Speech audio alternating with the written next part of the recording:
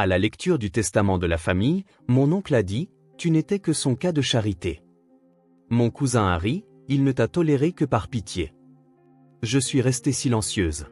Puis l'avocat a brandi une clé USB et a dit, « Il a laissé un dernier message, mais seulement pour elle. » Quand il l'a lu, tout le monde s'est figé. Avant de commencer l'histoire, n'oubliez pas d'aimer et de vous abonner à la chaîne pour voir plus d'histoires comme celle-ci.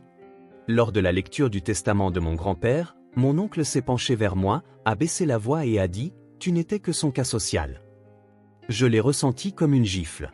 Pas forte, pas en public, mais assez vive pour trancher en moi quelque chose que j'ignorais être encore tendre.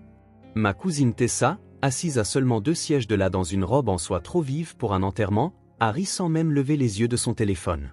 « Il ne te tolérait que par pitié », a-t-elle dit, comme si c'était un fait sur lequel nous étions tous d'accord depuis des années.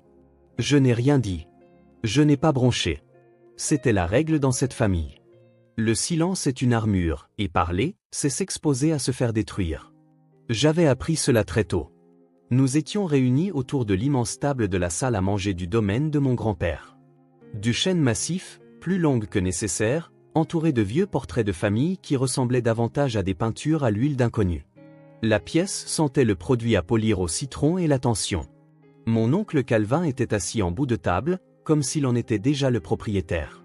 Tessa était affalée à côté de lui, l'air de s'ennuyer, manucurée, certaine qu'elle allait hériter de quelque chose d'important. Et puis il y avait moi, Sarée. Discrète, ordinaire, décalée dans cette famille de gens bruyants, impitoyables et tirée à 4 épingles. Je portais une simple robe noire. Pas de marque de créateur, pas de deuil fin, juste moi, m'agrippant au bord de la chaise comme si j'allais tomber si je la lâchais. J'étais venu parce que je pensais que c'était mon devoir, pas parce que j'attendais quoi que ce soit. Mon grand-père, Howard Monroe, m'avait élevé après la mort de mes parents. Mais il n'avait jamais été chaleureux. Il était structuré, efficace. Il m'avait donné un toit, de la nourriture et l'accès à ses tuteurs privés, mais jamais d'affection. Il ne m'avait jamais dit qu'il m'aimait. Et pourtant, une petite partie stupide de moi espérait qu'il y avait une raison pour laquelle il m'avait recueilli, quelque chose de plus que le simple devoir. L'avocat s'est éclairci la gorge. Il s'appelait Maître Blanchard. Costume impeccable, voix calme, attitude pragmatique. Il était au service de notre famille depuis toujours, l'une des rares personnes à me traiter avec une forme de respect élémentaire. Il a commencé à lire le testament, et je me suis préparé à ce que je savais être inévitable. Calvin héritait de l'immobilier, des actions, des voitures de collection.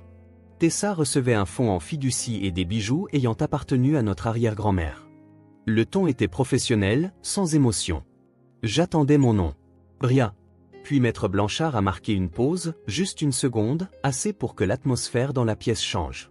Il y a un dernier élément, a-t-il dit, en me regardant droit dans les yeux. Votre grand-père a enregistré un message personnel.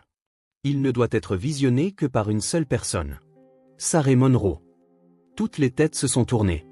Quel genre de message ? A demandé Calvin, le ton immédiatement sur la défensive. Un message vidéo, a répondu Maître Blanchard en sortant une petite clé USB argentée d'un étui en cuir. Il l'a enregistré peu de temps avant son décès. Il a été très précis. Il ne doit pas être partagé, discuté ou rejoué dans cette pièce, à moins que Sarée ne donne son consentement.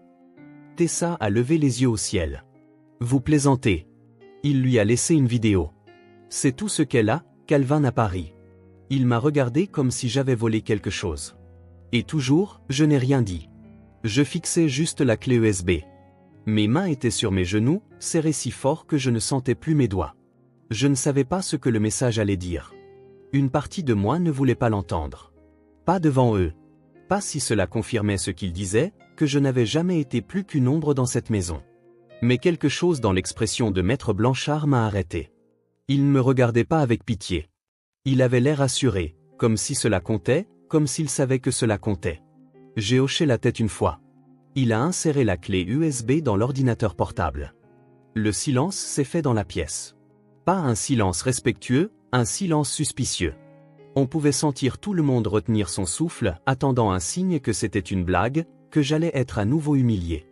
Et puis l'écran s'est allumé. Le visage de mon grand-père est apparu, pâle, fatigué.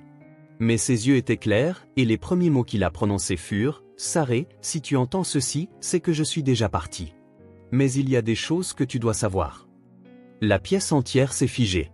Grandir dans la famille Monroe, c'était comme vivre dans une maison où l'on était toujours à une erreur près de devenir invisible.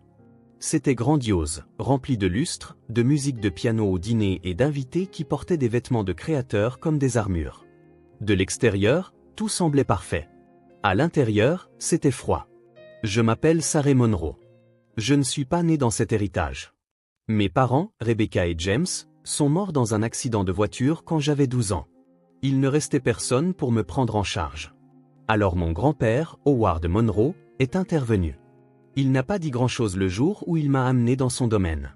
Il m'a juste tendu une clé pour une chambre d'amis et a dit « Rends-toi utile ». C'était un homme de système. Il aimait ses matins calmes, ses journaux repassés et sa famille sous contrôle.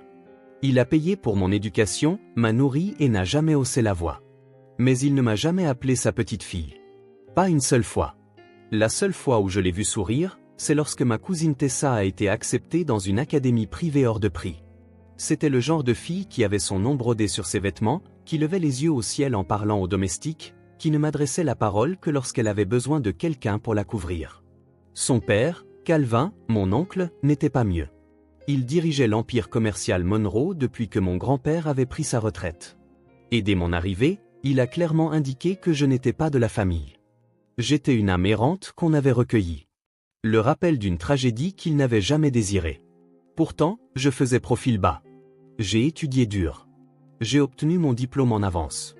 J'ai occupé de petits emplois pendant les étés tandis que Tessa voyageait en Europe et que Calvin achetait des maisons au bord d'un lac qu'il n'utilisait jamais.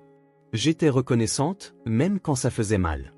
Je me disais que si je restais assez longtemps à l'écart, ils finiraient par me voir. Vraiment me voir. Mais ils ne l'ont pas fait. Même après mon départ à 21 ans, j'envoyais des cartes d'anniversaire à mon grand-père.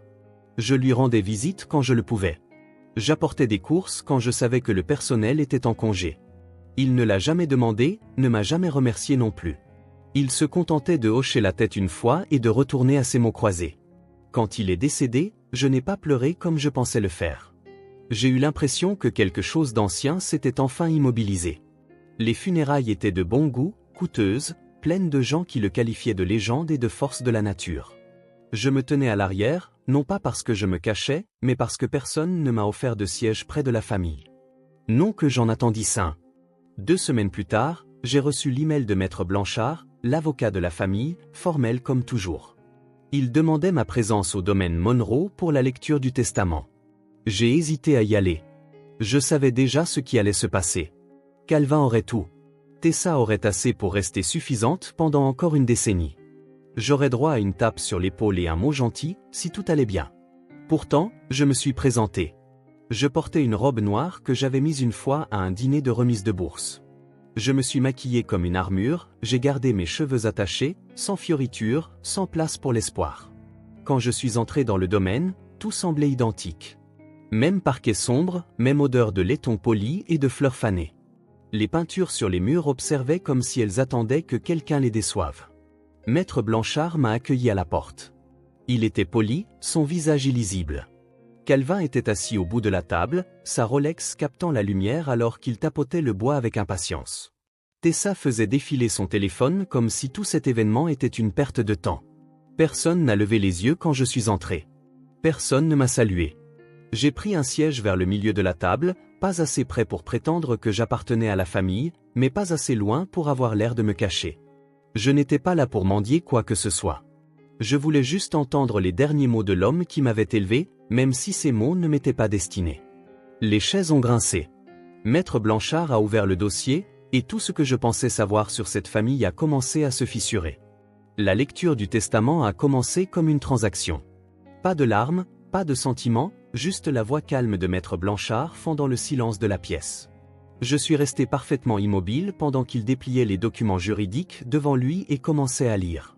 À mon fils, Calvin Monroe, je lègue la pleine propriété du portefeuille immobilier Monroe, le chalet d'Eastwood, et le contenu de mon coffre-fort à la First Federal Bank. Calvin n'a pas réagi. Il était assis, les bras croisés, comme s'il s'y attendait depuis toujours. Il a fait un petit signe de tête satisfait, comme s'il confirmait simplement ce qu'il considérait déjà comme sien. Maître Blanchard a poursuivi, « À ma petite fille, Tessa Monroe, je lègue les bijoux de famille, le contenu du garde-meuble d'Aspen, et les actifs restants du Livingston Trust. Tessa a levé les yeux de son téléphone juste assez longtemps pour afficher un sourire suffisant. Elle m'a jeté un bref regard, sa bouche tressaillant comme si elle voulait rire. Elle ne l'a pas fait. Elle n'en avait pas besoin. Le message était clair. Calvin obtenait le pouvoir. Tessa obtenait le clinquant. Et moi, eh bien, j'attendais. Maître Blanchard a fait une pause, passant à la dernière page. Mon cœur s'est mis à battre la chamade. Je m'étais dit de ne rien attendre, mais ça faisait quand même mal de rester assise là, à attendre comme une étrangère qui serait entrée par hasard. Il y a une dernière instruction, a-t-il dit, son ton changeant très légèrement. Howard Monroe a laissé un message personnel, un enregistrement vidéo. Il est adressé à Sarah Monroe uniquement. C'est alors que Calvin a tourné la tête lentement. Son expression n'a pas changé, mais ses yeux se sont plissés. Tessa a arrêté de faire défiler son téléphone. « Quel genre de message ?» a demandé Calvin. Sa voix était calme mais tendue. « Une vidéo ?» a dit Maître Blanchard. Il l'a enregistrée dans la dernière semaine de sa vie. Il a été très précis. Elle ne doit être ni partagée ni discutée. Elle est pour Sarah et Sarah seule. Un message, a dit Tessa, le mot dégoulinant pratiquement de sarcasme. C'est tout ce qu'elle a. Même pas un souvenir. Elle faisait à peine partie de la famille, a ajouté Calvin. Il lui a donné un toit, l'a nourri. Cela aurait dû suffire. Je n'ai pas dit un mot. J'ai gardé les yeux fixés sur la table devant moi, traçant les veines du bois du bout des doigts comme si cela pouvait me garder ancré. Je crois que les instructions de M. Monroe doivent être respectées, a dit Maître Blanchard en brandissant une clé USB argentée. Le message peut être visionné maintenant, mais seulement si Sarah y consent. Calvin s'est penché en arrière, souriant comme s'il savait déjà ce qui allait arriver. Allez-y, alors, a-t-il dit. Écoutons ce que le vieil Howard avait à dire à son petit cas social. Tessa a reniflé. Je jure que si c'est un discours sur le fait de travailler dur et de garder la tête haute, je m'en vais. Je sentais leurs mots tenter de me percer, mais j'ai refusé de réagir. C'était le seul pouvoir que j'avais jamais eu dans cette famille. Ne pas leur donner la satisfaction de me voir craquer. J'ai hoché la tête une fois. Maître Blanchard a branché la clé USB. Le silence s'est fait dans la pièce. Personne ne bougeait. Personne ne s'éclaircissait la gorge. Même l'air semblait immobile, comme si la maison retenait son souffle. L'écran s'est allumé. Le visage de mon grand-père est apparu, plus mince que dans mon souvenir, mais ses yeux étaient vifs. Il portait son pull bleu marine habituel et regardait droit dans la caméra. « Sarah, a-t-il commencé. Si tu vois ceci, c'est que je suis parti. » Le son de sa voix a rempli la pièce, et tout a changé. Personne ne parlait. Le sourire narquois de Calvin s'est effacé. Tessa s'est redressée sur sa chaise. Il n'avait pas l'air fatigué. Il n'avait pas l'air formel. Il avait l'air d'un homme qui avait quelque chose de réel à dire. « Je n'ai jamais beaucoup parlé de mon vivant, a-t-il continué. Mais il y a des choses que j'ai besoin que tu entendes. Des choses que j'aurais dû te dire il y a longtemps. » Je suis resté figé. Mes paumes étaient moites et ma mâchoire serrée. Je ne savais pas ce qui allait arriver, mais je pouvais déjà en sentir le poids. De l'autre côté de la table, les yeux de Calvin se sont tournés vers les miens. Il n'avait plus l'air suffisant. Il avait l'air méfiant. Et d'un coup, le pouvoir dans la pièce avait changé de camp. Pour la première fois de ma vie, tout le monde se taisait, et ils écoutaient tous quelque chose qui ne m'était destiné qu'à moi. Je ne me souviens pas avoir respiré pendant que la vidéo tournait. Mon grand-père regardait droit dans la caméra, mais j'avais l'impression qu'il me regardait directement, comme s'il avait attendu toute sa vie pour enfin parler librement. « Sarah, tu n'as jamais été censée être un fardeau, a-t-il dit. Tu as été la seule à ne jamais rien demander. » J'ai entendu quelqu'un bouger derrière moi. Tessa a croisé les bras. Calvin avait l'air mal à l'aise maintenant. Je suis resté immobile. « Tu avais 12 ans quand tu es arrivé ici, » a poursuivi mon grand-père. « Tes parents étaient partis. Je n'étais pas prêt pour un autre enfant dans la maison, surtout après tout ce qui s'est passé avec la mère de Calvin. Mais je t'ai recueilli parce que ton père était aussi mon fils, même si je ne l'ai jamais reconnu publiquement. » Mes mains ont agrippé les côtés de la chaise.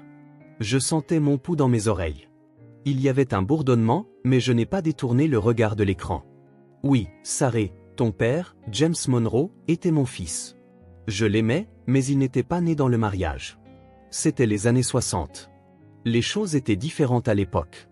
J'étais jeune, stupide et j'avais peur de ruiner le nom des Monroe. J'ai fait une erreur.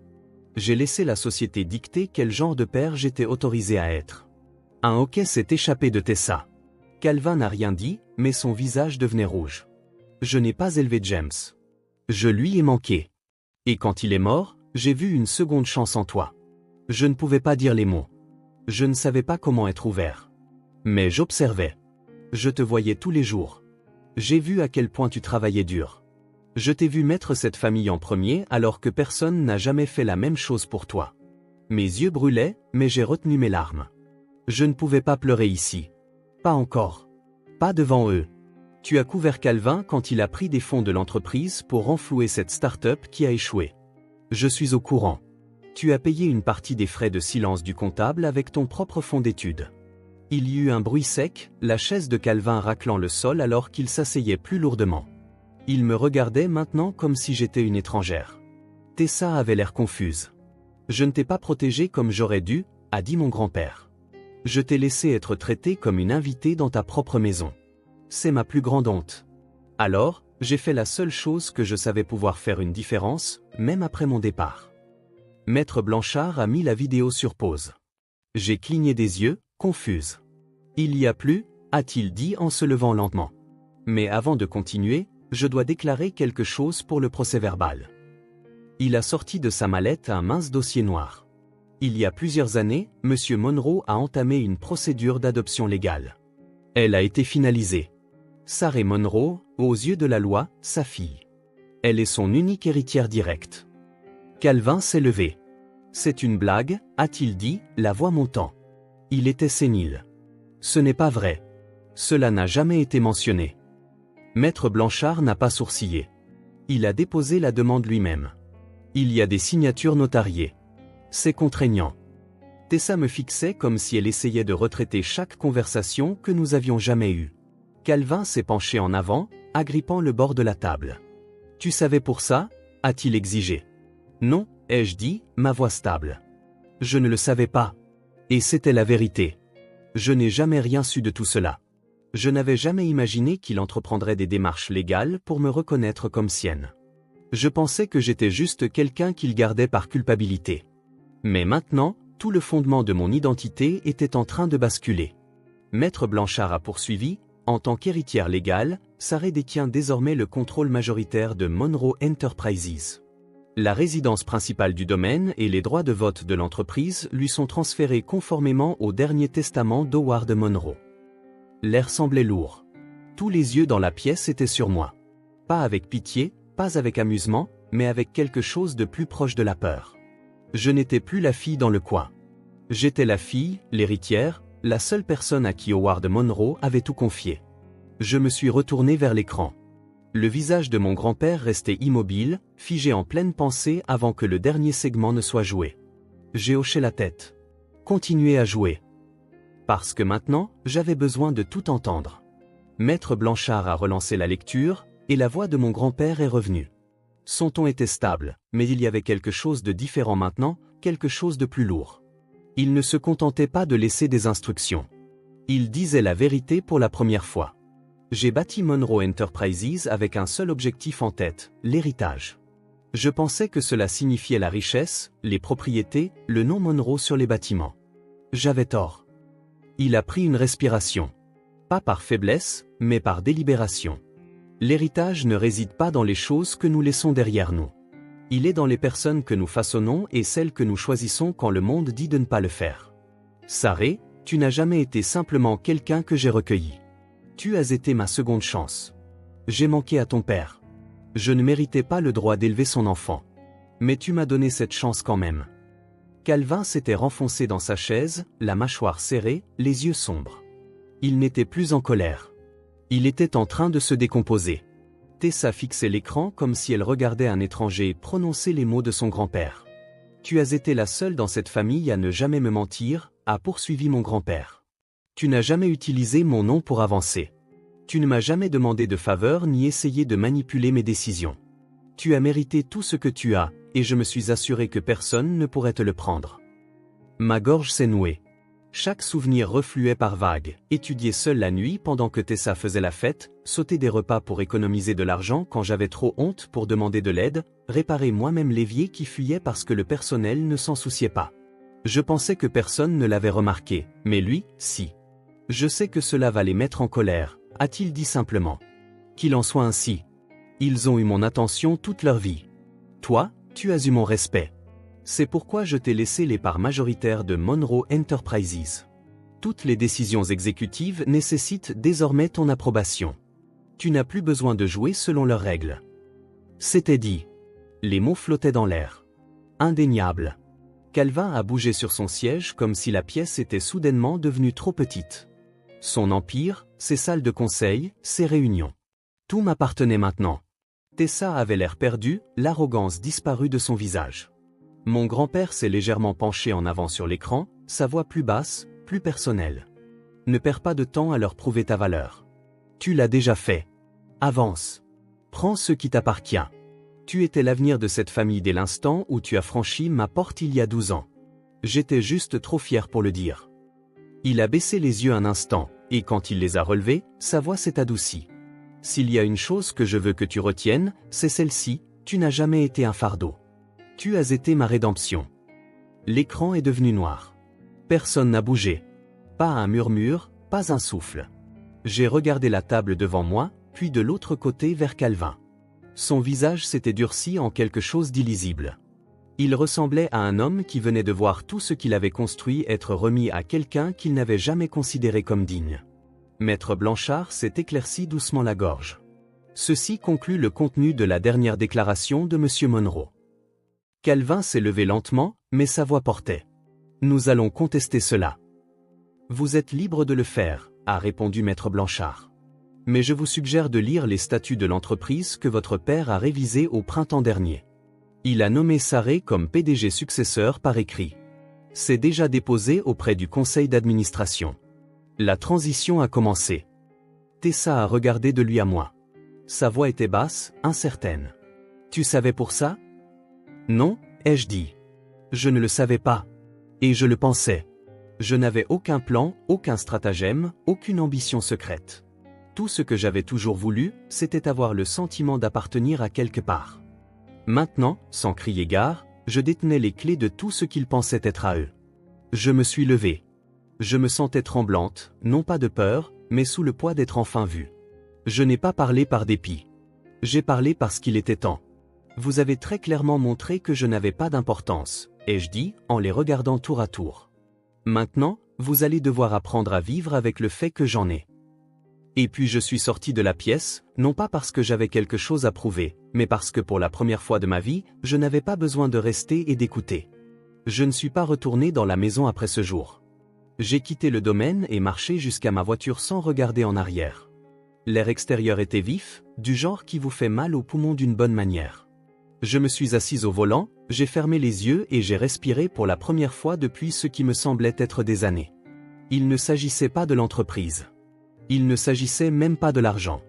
Ce qui m'a secoué, c'est de l'entendre le dire. Il m'avait vu.